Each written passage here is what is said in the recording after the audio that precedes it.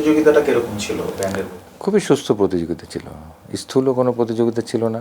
কে কার চেয়ে ভালো করতে পারবে, এটা তো একটা ভালো পজিটিভ একটা বিষয়, যে ওরা যদি একটা ভালো গান করে আমরা চাই যে আরও একটু ভালো করতে। এই জিনিসটা সুস্থ প্রতিযোগিতা ছিল এবং সবার মধ্যে খুব ভালো একটা রিলেশন ছিল, ভালো সম্পর্কও ছিল।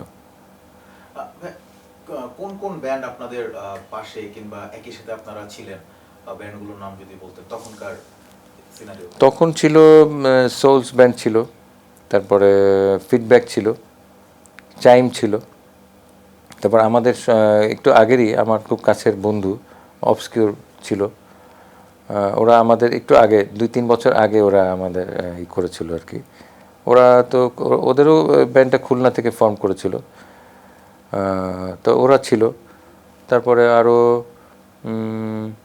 সবার সাথে মোরলেস সবার সাথে যে রেনেসা বা অন্যান্য আরও যারা ছিল যে ওই সময়কার ওই সিনিয়র ব্যান্ড, ও তারপর বাচ্চু ভাই ছিল। বাচ্চু ভাই তো পরে এসে এলআরবি করেছিল আর কি।